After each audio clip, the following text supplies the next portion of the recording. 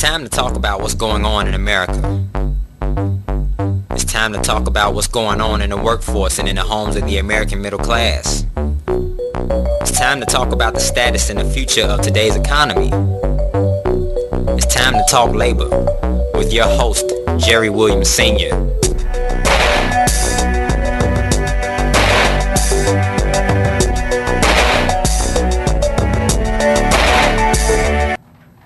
Well, here we are back again, and we're in a brand new year. Hope everybody had great holidays. I know I did. I traveled to Japan, China, and no, I didn't. But I did have a great time. We're back, and you know what I always say. You got to make sure that you get the opportunity to come and get this megaphone. You got to speak out about things that are detrimental to you, because if you don't, it can and will become a quiet injustice that will destroy you, your family, and all the people around you. This is America.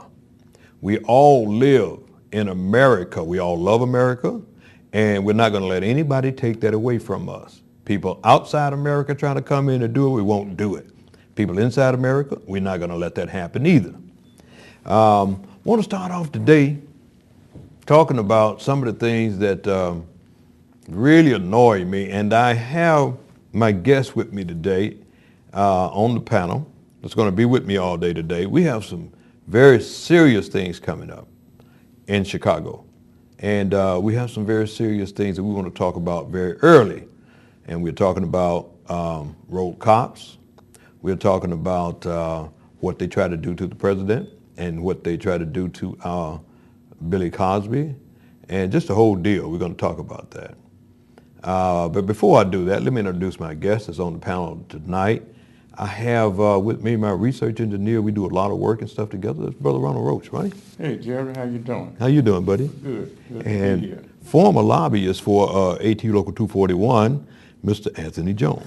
Hello, Hey, Jerry. How you doing, man? Fine. Good to Always see a you. pleasure to be Good here. to see you. Good. Hey, man, we got a lot of stuff to talk about tonight that I want to bring to you guys' attention, and maybe you can enlighten me on a lot of it. Okay? Okay. First thing we want to talk about is what's going on with these rogue cops. You know, it's my favorite, or not my favorite subject. I don't like it, but it's something that I talk about all the time. Mm-hmm. And the policemen that turned their back on the mayor of New York at a police funeral. Do you know, to me, that is the lowest of low? They're using politics at a funeral. And what the media don't tell you, they're talking about these people turning their backs. To me, if you want to know who the rogue cops are, those jackasses that turn their backs, those are the rogue cops.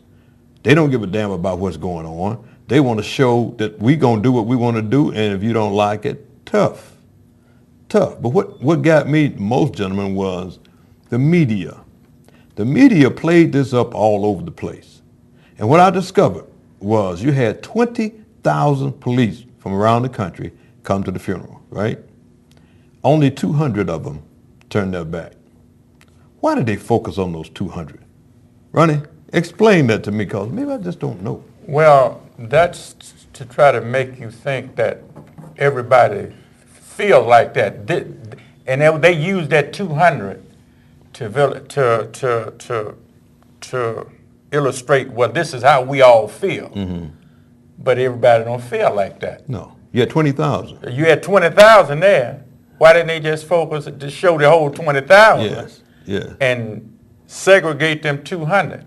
Typical of what the media do. Anthony, do you think that, I don't know, these guys that turn their backs, they demonstrate that we don't give a damn what the mayor says, we don't give a damn what our commissioner says. We're going to do what we want to do. And if we want to shoot these people down, we have a right to do it. And the mayor, if he dare, now they turned it back on the mayor because the mayor said, I told my son to be careful when he's talking to police. That's all he said. And it's true, he better tell his son that, because look how many young black men they've shot down. So what do you think about these guys that turned their back? Jerry, I don't know if you'd call it silent racism that's going on in America today, but it typically illustrates what we as citizens have to deal with whenever we are pulled over. It's sort of like they want to instill that fear in us, that old Jim Crow type of mentality that they had in the South in the 40s and the 50s. Whenever you see a policeman, you're supposed to get scared, you know. Mm-hmm. But this is America. We're supposed to live in a free society. We're supposed to be able to express ourselves. If we haven't committed a crime, there's no reason why we should be harassed, intimidated, or live in fear. It's sort of like, it's becoming more like a third world country, I think. Oh, and you're right. And, you know, but you know where I'm trying to go with this is that the media, you know, am I always attacking the media? Yes, because in the media, they said, well, you know, and Mr. Gardner was choked for, you know, selling untaxed cigarettes. Now, they're trying to make him look like some type of criminal, untaxed cigarettes. Now, I'll bet you a nickel to a dollar when Mr. Gardner bought those cigarettes, I bet he paid taxes on them. Right. Now, they're trying to say he should have taxed these other guys. You know, selling people cigarettes for 50 cents. Well, let me calm down. Well, Jerry. I'm asking Mr. Roach that, and I'm going to get to you, Ann. What do you, I mean, you know, selling untaxed cigarettes, why would the media highlight that, you know? To try to get the camera off the real villains. Mm-hmm. Like he bought whatever the cigarettes cost, he bought them. Right. Now, you know, and so to justify what they did, they made it seem like he committed a horrendous crime by selling loose cigarettes for 50 cents. And he didn't charge, but when he bought them, he paid it. He didn't buy them. They didn't say he bought them in another state cheaper or another township. Right. They just say he didn't pay taxes. Right. But when he bought them, he had paid taxes. This is the image that they perpetrate, Anthony, with young African American males, and well, even old African American males, and even the female. Right, Jerry. You and I, we've talked about it on other shows. We talk about the racism. The media is probably one of the most racist institutions there is. If you look on television and you see how one race is portrayed rather than the other race, you never see Afro-American portrayed in a positive role, Asian American, Chinese American, but we always hear about certain nationalities with the dog and with the cat and so forth and so on. They act like nobody has a life, nobody do anything positive except this particular race that they want to illustrate before us to perpetrate. So let me tell you what it does. Our kids are watching this, and what our kids see, they emulate, and they don't ever see us in a positive role. So therefore, they don't have any role models. They don't have any dreams. Their role models are people getting shot, drug addicts, people that's laughing at silly jokes that ain't silly. But what about all the doctors and the lawyers and the judges and the engineers and the librarians and like all of these people in a positive... That don't get shown. And that's where we have the problems at. That's my point. And I really attack this so-called mainstream media because it's not mainstream. Right. It's controlled by corporate. Right. And these are the things that they want us to see. Roach? That's right. You know, and one of the things I'm asking is like, okay, and I'm going to stay on this because, and what I want people to understand is this. I'm not attacking all police.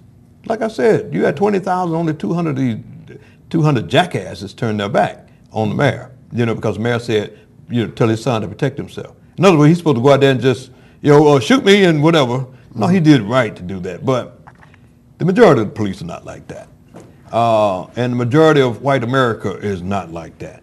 So you don't have to worry about that kind of thing when it comes to those individuals. It's just that few. It's just that few. But what I do have a problem with the people that own these TV stations and things, you know, it really concerns me. Like, for instance, when people came out to protest these kids getting shot down like dogs, like the little boy, 12-year-old kid in Cleveland, that they jumped out of the car and just shot him, killed him. And when people protest that, these cops have a nerve to get angry when you do stuff like that. Now, I want to say this, and I want you to comment on this one. In Arizona, this old man, his name was Cliven Bundy, was cheating on government land, right? And they sent the feds down there, right? Yes, they did. And on top of one of the byways, expressway, was a guy with a rifle aimed at the federal agents. Yes, it was. Other people walking around there with their guns and I'll kill you and all this stuff. Yes, Where was all these cops with the equipment and the tanks and all that? Where were they at? They were nowhere to be found. Brother. But that was white America. Let's face it. And I'd like to illustrate something. The reason that they turned their back on the mayor, because his wife was black. Right. Let's be You're realistic. absolutely right. And he had an African American son.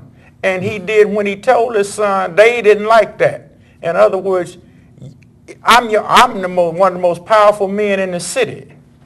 But understand, you being who you are and your mother being who she is, you make a certain move could get you killed. And everybody knows who you are. So that's the reason that they did what they did. Anthony? Jerry, I don't know if you read this article, but in 2011, there was a murder in the state of Mississippi. 11 white youth, they killed a black youth, and then they ran over him and mutilated his body with the truck.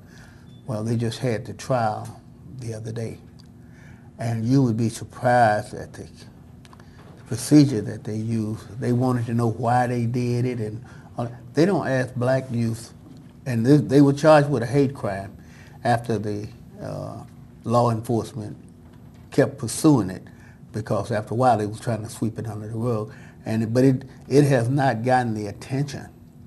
It hasn't gotten the attention that these cops and that's purposely done.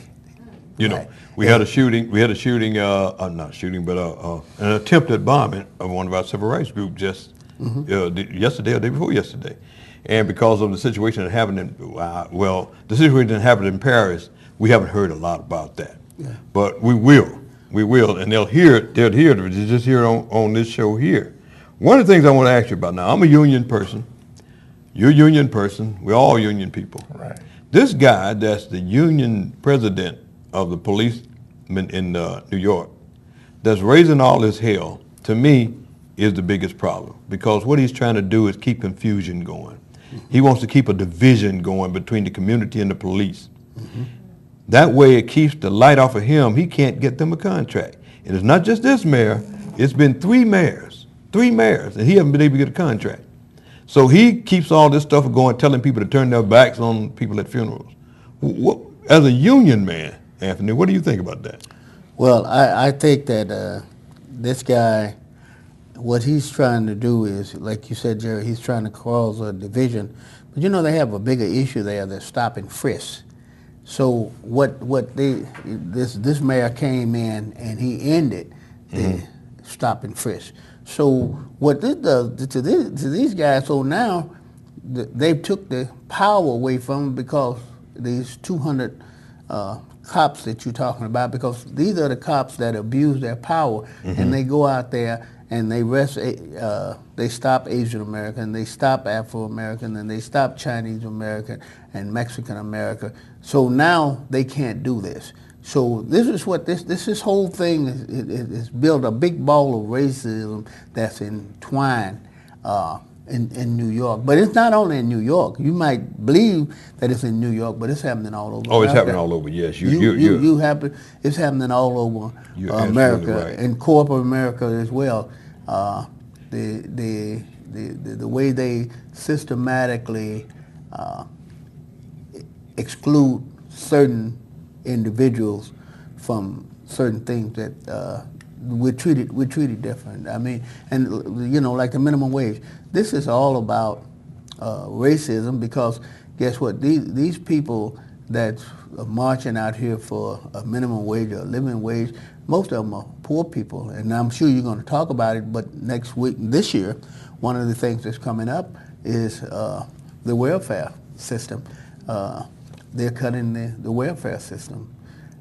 People that's most needed.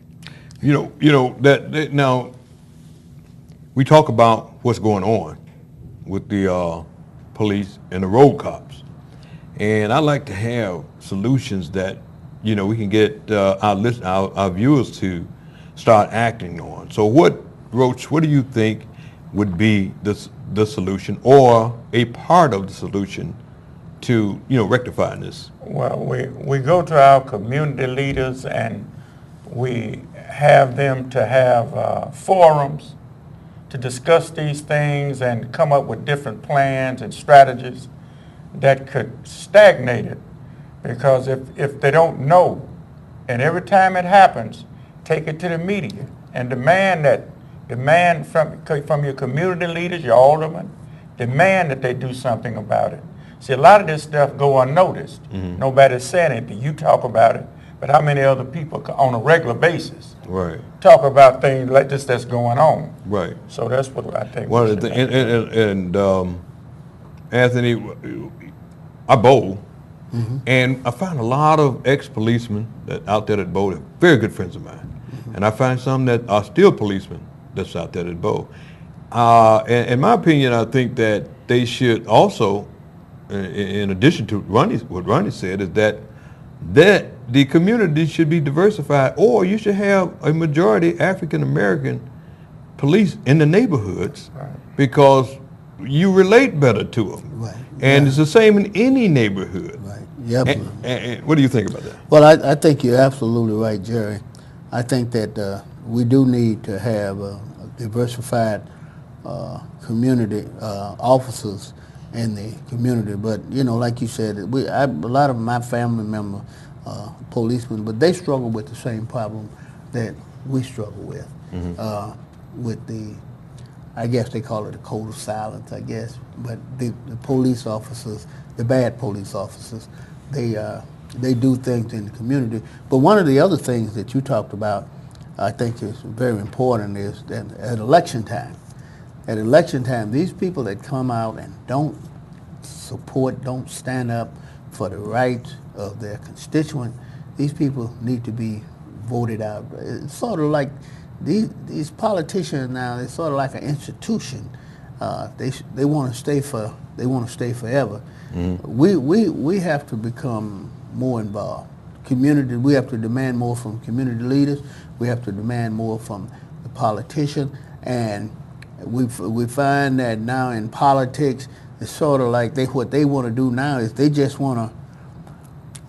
You got a candidate running, and he'll put another candidate in to split the vote, but we got to hold these. We got to be a lot smarter. Right. I'll tell you what, that's true, and that is absolutely true. But and I do think that we got to diversify the police department. We got to make sure that you got enough African Americans in the community that you live in, because it's just you just get along better. You'll talk to them, and that would happen. It's hard to do that because they don't hire African Americans according to the proportions in the city. Chicago is no better than Ferguson when it comes to that. New York, no better than Ferguson. When the last time we had a black chief of police? I believe it was under Harold Washington. When is the last time we had the proportion of police that would measure to the community itself? Never. Right. Nowhere close. And they said we ain't gonna hire no more. We don't need no more. Right. Crime going up. Then when you hire them, you got to fight and go to court to get moved up, and so it's no different. So what you got to do? Where does it start, folks? It starts with who? The alderman. Right. It start with the alderman, and then your mayor, because if you put enough aldermen in there, you can run things. Right. Just like what's his name, Verdoliak. Mayor Washington. Mayor Washington couldn't get enough aldermen. The mayor had to go get Gutierrez and Garcia and put them in there. Yeah. But when they controlled it, and alderman, you do control it, So we got to, we're gonna put the burden on you. I'm going to put the burden on you. I'm going to jump to one thing, and then we're going to go to commercial, and we're going to come back, and we're going to talk about some very important things. And that is the election for ATU Local 241 and the election that you just had at ATU Local 308. It's going to be very interesting. Things that you might not believe happen. You're not going to believe these things, but I got them on paper, thanks to these guys and thanks to some other people. Got it on paper. But one thing I want to say before we go there. Newt Gingrich. Don't laugh. Newt Gingrich comes out talking about black on black crime. And he could solve it by making Chicago like New York, where you stop and search everybody, every black man and woman that come down the street, and he in every place, and all these things. He could do all that because he could solve the black on black crime. My question to Newt Gingrich, when are you going to solve the white on white crime? When you kill all these little 30 kids in the school, when you murder people trying to go to the movies, and when you shoot down people like Gabby Gifford, the congressperson, when are you going to stop white on white crime? So don't try to make us look like we're some kind of animal. We're no more animal than you are. So that's my take to that. We're going to go to break, and we'll be right back. All right.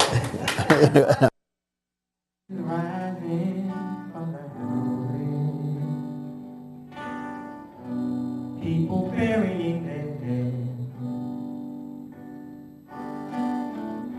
I asked somebody what the time doesn't matter to them. People talking without speaking, trying to take what they can get.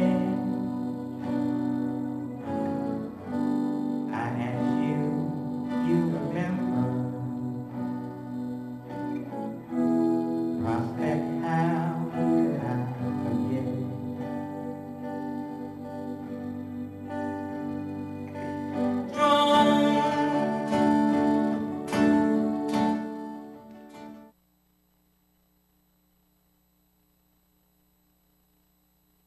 International Detective and Protective Services, 1-773-675-8506. Over 20 years of armed security experience. The very best in shopping mall security, inventory watch, find missing loved ones, investigative open legal cases, community policing. Are you taking a vacation this summer? For peace of mind, you need our house watch service, cheetah surveillance, and much more. International Detective and Protective Services, 1-773-675-8506. That's 1-773-675-8506. Call now.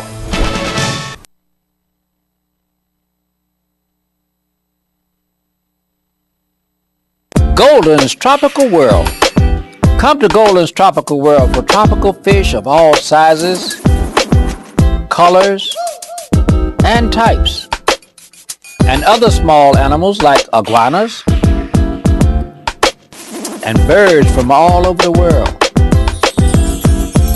There are beautiful tanks, pet supply needs, including dog and cat foods, and expert consultation. Check out Golden's Tropical World, 8611 South Ashland Avenue, Chicago, Illinois. Call ahead, 773-239-8809. Your pet shop. We're back. And when we left here, one of my guests had something to say about Newt Gingrich. I'm sorry, Mr. Roach. In reference to what he said, understanding Newt Gingrich, I got one thing to just clear that up. It's better to be thought of a fool than to speak and remove all doubt. As long as he don't talk, you think he intelligent. Okay. All right. I got you. Well, you know what? We got upcoming. We got the Infinite Scholar Program coming up, and you all know about that. Last year in September, we gave away, what, $19 million in scholarship and some change in scholarship. We want to top that this year, and we're going to have it at Michelle Clark High School. We're going to give you more information on that. You're going to love this beautiful place.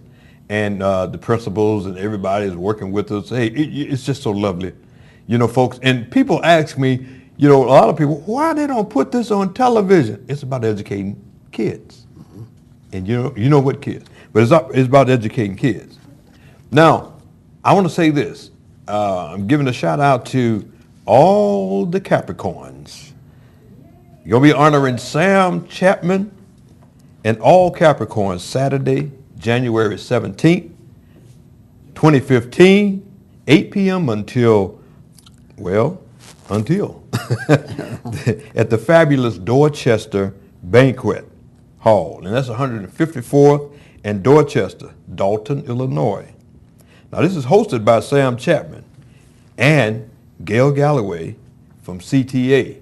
She's super. And Mrs. Jada, Mrs. Karen, Mr. Larry, Young, David, Big Daddy Doug, Mrs. Francis Scott, Al Grill, the radio guy, and Mrs. Cherry. Now, donations is $10 with a flyer, and $15 without a flyer. But if you go to that door and you tell them that you came because you saw the Jerry Williams show on Star Planet TV, and you'll get it in for $10. All right. If you don't, Gail gonna take care of the rest of that. But no, try to come on out there. Your attire is stepper sharp. You know how that be. Stepper sharp. And that's a great, great event because they do it, you know, all the time. If you're a Capricorn, if you're not a Capricorn, you want to come out and see how to really party, come out and watch these Capricorns. You know, because they are tough. Now, I'm a Pisces, and I'll have too much more to say about that. We're going to talk about some serious stuff now, gentlemen. We're going to talk about union elections that just happened and union elections that's about to happen. Now, let me talk about the one that just happened, and you guys just jump in when you had an election where people told this kid that you're not going to win, there's no way in the world, and this guy was walking around. Remember the guy I used to tell you was crazy at ATU Local 308, in my opinion, because the guy would we filed this lawsuit to get people money back. And we asked him, well, where do you stand? He said, well, it's like this. If you guys win, I stand with you. And if you guys don't win, I stand with them. He said this in front of everybody. And I'm like, what? So this is about your members, my man. And he got on, he was against us for 100 from the very beginning. Told people that, oh, no, I got this junk thrown out. They don't know what they're talking about. When we won, then he started bagging up. Problem he had during the last week or two of his election, he went in and incorporated the international guy, Javier Perez, so I call your name. And they were at the union meeting, him and Mr. Robert Kelly, and they got up on the platform and said, hey, we got a new bill in for you, House Bill 2933, and it's going to really do it for you. No, it was going to do it to you. And what we did, we gave you the information. A lot of you checked it out yourself. You found out that bill was detrimental, and guess what? You all voted him out of office. He's gone. Yes. Everybody thought he could not be voted out, but you voted him out. He's gone. Now, gentlemen, even though the guy lost, I understand he's trying to challenge because what? He said that they didn't notify the pensioners of the runoff. Is that true? No. Anthony? No, Jerry, give us Jerry, when the notice come out, it tells you what date that they're going to have the election. And it lists all of the candidates, tell you which one you can vote for, which one you can't vote for, the retiree. And it tells you in the event that there's a runoff, it'll tell you the date that the runoff is going to be. Now, Roach, maybe you could help me out here. What he's saying is they didn't send out a notice saying that he and the guy that won was in the runoff. But my question is, and maybe you all can help me, what difference does it make? Everybody knows what day the election is the runoff is going to be. Right. It doesn't matter if it's between me and Jerry or if it's between me and you. What would be the significance of it? Maybe he felt that he was. But it was his maybe responsibility. It was his. If he felt that strong about it, Jerry, he's the president and business agent. It was his responsibility to make sure that those you make a very good point. That's right. You make a very good point. And Roach, then if they found it on that charge that they didn't notify the retirees, and they did notify the retirees, why are they even being entertained? You know, and you have to watch the International because this is their guy and they wanted him in there. Right. So, Well, he was their leg up. In other words, he was supposedly their strong point. And they don't have that leg up anymore. There's no way of controlling 308 anymore. You just can't do anything. They're losing control now. oh, well, here's the thing to ATU Local 308 members, which was my home for years, 27 of them as a matter of fact. You did the right thing. Yes, you did. After years of floundering around and getting killed, you stepped up and you said, I'm tired of this. You're out of here, buddy. And you voted to put another individual in. You did the right thing. Stay with it. Watch this. Don't let them get away with what they're trying to do. Legally, it's not legal because one of the things, the union lawyer put out information to the president of the local that just been elected that all these charges are bogus. This is the union lawyer. So watch them. The International will go underhanded and underground to try to do certain things. Jerry, let me just say one thing on about the election. On the last show, you and I, we had some dialogue about the election, and we appealed to the membership to come out and vote and to make a change and to make a difference. And I'd like to sit here tonight and say I am very proud that these members stood up. They stood up to take their union back and to go in a new direction. Now, we got another election coming up. Well, I'm about to get into that. Go ahead. And what we got to understand is that this election is not about me. It's not about Ronnie Roach or Anthony Jones or anybody like that. It's about the membership and the state of the unions in the state of Illinois. If you don't get these unions back on their feet, and they're two large unions. 308 is a large union compared to most. 241 is gigantic. They have knocked 241 to its knees, and they want to knock it down further. The guy that they have that came in here from the International, you all got to understand this. This man is from a right-to-work state. Yes, he is. Do y'all understand that? Yes. He's from a right-to-work state, meaning that it's called a right to take away your job state. It's a right to take away your wage. They can do anything to you. There's really no union there. Right. And this guy comes in and make all these changes, and some of the things that he made changes to is totally ridiculous. That's what Anthony was about to get into. The election's coming up. They know who the lead candidate is. So they're trying to narrow down, if not his chances, if he's elected, what his duties and responsibilities are. It's a total insult. You have the second largest local in the ATU in the United States here in Chicago. That's ATU Local 241. They're having their election starting. They're going to have nominations on Monday, the 12th, and the election on the 27th. This guy came in and changed the bylaws to suit himself. Anthony, he came in and changed one bylaw that I thought was so ridiculous. He created a third vice president. You understand what I'm saying? Right. Where only the maintenance people can nominate and vote for him. But the third vice president will represent maintenance, and he will represent all the PACE properties. But the people on the PACE properties cannot vote for him. So they're just giving him, they're taking away their right to vote. This is why I tell you, this guy came from a right to work state that wrote these bylaws, taking away their right to vote. and saying nobody can vote for him but these guys in the maintenance department. But he's a third vice president, a top officer. And in the international constitution, it says retirees vote for top officers. He said retirees can't vote for him. Right. So he's trying to make sure that this particular guy that's been sitting up under him for the years that he's been here get in office and do his bidding. Anthony, I got that because you made me aware of it, and I read these in the bylaws myself, folks. Anthony? Well, Jerry, this guy, I don't know. He let me tell you something. I've worked in the civil rights movement. I've met all kind of people. I tell you what, this guy, I'm gonna tell you something. He just bewildered me. I cannot understand for the sake of what the hell is he trying to do.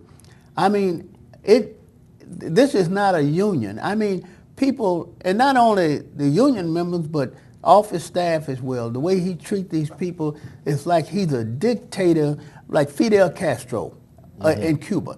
Now, one of the things, you talked about that, but one of the things you didn't talk about is he said that the retirees cannot, this is in the bylaws, read it for yourself. The retirees cannot volunteer or they cannot be involved in anything within the union. How in the hell do you get off excluding people out of a union? Let me tell you something. People that don't pay union dues, they get the benefits of the union. Right.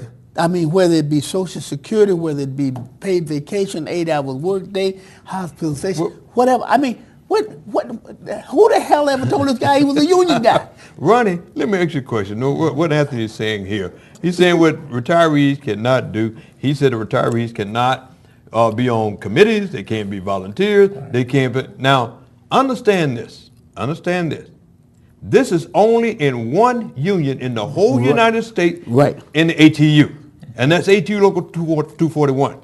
Retirees in every other union, including Local 308, can volunteer. They can be appointed to things, but in 241, he says no retirees can be appointed to anything. But only in that. Well, I want to ask him. Only in Local 241 in the United States. Okay. Where's this guy coming from? Scared of power. It's about power. Okay. 241 would be one of the most powerful unions in the country. As they were before. As they were before. And with that kind of membership and that kind of power, you can get a whole lot of things done. And they fear, power fears power equal with its power. Yes. Anthony, I think that Ronnie is onto something. And big thing is, they want to just control to make sure they get their per capita every year, which 241 pays $1.6 million to them. No, Jerry, they want to make sure that they control let me tell you something. 241 is predominantly black. Okay. They want to make sure that they control this black union. Okay. Now, if you look at the International Constitution and look at the International Union, they appoint retired people to committees, executive vice president. Every union in the ATU does. Right. Including the international. Now, why is this union? Is it because it's predominantly black? Do you sense some type of racism here? It's just my imagination. Well, you're not the temptation, so it's not your imagination. Okay. It's not your imagination. You want to tell the truth. Right. And the truth is, this is what's happening. Right. And if this guy can't stand it and can't stand up to it, he shouldn't be doing it. One of the things I've done, I've asked everybody that's running for office, I've given the open invitation. Come on this show. Let people know where you stand and why you stand where you stand. I'm not going to eat you up. I'm going to let you tell them and let them make their own decisions about who they want to vote for. Right. If you don't do that, then you're still hiding in the corner and you're trying to sneak and do some things that I think is unscrupulous. Anthony, what do you think about that? Okay, I'll give you a classic example. Now, Jerry, you was out there with me at the retiree dinner a couple of days ago, and some of the people there said that Mr. Perez called them and wanted them to come down and work for the union during the election. But he had the audacity, the validity to tell them that he would pay them $10 an hour. Yeah, yeah. I can't tell you what he told them on the program, but I can tell you it was an unkind word. Yeah. But, and getting back to the retirees, he said that the retirees can't be volunteer, they can't be appointed. But he's got a retiree down there right now that's appointed. And I can assure you, he's not making $10 an hour. Yeah, you're right. So if that, how can a union discriminate between its members? Well, if the members are unaware and don't know, then they can do just about. It's like if somebody pull a cover over people's eyes, they don't know what's going on. And it's incumbent upon people to get the covers off of these people. A couple of people that I'm very proud of that stands up and do that is Tommy Sams, who's running for president and business agent, and Toy Bowers, who's running for the financial secretary recording secretary, which they combine those two jobs. Right. And you got more out there just like them that stands up and will, speak what is the truth. Like you just said it. I don't stop anybody from voicing their opinion on this program here, and if I think you're incorrect, I would tell you. Mm-hmm. I would tell you that. Mm-hmm. But we've had some things happen with this guy, Javier Perez, and with Larry Hanley sitting backing him and pretending like he don't know. Mm-hmm. But that to me is totally underhanded, totally illegal. All those things be challenged. Right. And if they don't think that we will knock them off and take them to court and make sure that they do the right thing, just ask the people that was violating our rights with the Fair Labor Standards Act when we knocked them off. Just ask the people that's violating our rights with the pension when we knock them off. We're going to do the same thing here because we're not going to stand by and let you do this to our young people. Young people don't know, Roach. What do you think about that? Well, they play on the fact that you don't know, and they play on the fact, that's why they stress so hard to get inadequate people in office. Mm-hmm. I want to share something with you. In 112 years, inception of the local, this is the first time, other than when you were in office and this election coming up, that the international intervened to stop the most qualified people from being put in office. You go back and check. No, you got a point. You have a point. Well, I one of the other things too is that. Let me jump in, Anthony. Where, like I said, when we have problems, what do I say? What do I think? I always like to have solutions. So the solution to what the international is doing is, Anthony, what do you think? Well, I think, first of all, we have to take control of our local. Okay. We have to take control of our local. Second of all, we have to put qualified people in their leadership. And then, and I implore the members to get behind the qualified people and support them. When they see a silent injustice being done, correct it. Don't wait, correct it. And third of all, we have to understand that people do to you what you allow them to do to you. Yes, they do. We have an opportunity now to come out and vote, and elect people, not only elect them, but support them. And we have to let the international know that, look here, we're capable of discipline ourselves. We know the direction that we want to go in. You've handled your union much better than international. Oh yeah, definitely. One thing I'm going to get in, because we're running short of time, and that is pensions. Again, young people, we're okay. We went to court and we just knocked them out. But Bruce Rauner, right now, we're going to talk about this next week, is rounding up his people to try his best to destroy your pension. His idea is take your defined pension plan, which is a safe pension plan, and put it in 401k. This is where they invest your money. If they lose it, you're out of luck. If you make money, fine. You don't want to do that. And he's talking about attempting to turn Illinois into a right-to-work state. We're going to be talking about that. You better wake the hell up. It goes beyond this election here. If you don't put the right people in there, these are the type of things that's going to happen to you. Read your newspaper. It's in the Chicago Tribune. We're going to talk about that next week. We're going to have some people on here that can give you some real insight along with our panel on what's going on with that. Bruce Ronald, you hear what I'm saying? He's saying he wants to turn this into a right-to-work state. Now, if you sleep this, don't think your alderman won't do it. Look what they did to your pension. What you're going to have to do, you're going to have the right people in there in your union office. Then you're going to have to get together with not just Local 308 and 241. You got to get together with the teachers and other people. And I'm very, very close to the teachers union president. Get with other unions, go down to Springfield, and you tell them that if you dare come in and do some garbage like that, find yourself another job, because we're going to kick you out. Now, we're going to talk about that next week, and we're going to have some people that's qualified, along with our guests who aren't qualified. We're going to be talking about those things next week. But right now, I mean, we got some big things coming up next week. We got some of these people that's running for office, and 2 or 3 weeks from now, we got the mayor from Dalton. He's coming on. And week following that, some of the aldermen in his place is coming on. They want to talk about their election coming up. And we got people that's vying for the mayor of Country Club Hills. They're going to be, I got 2 that wants to come on. And I'm inviting any more that wants to come on, please come on.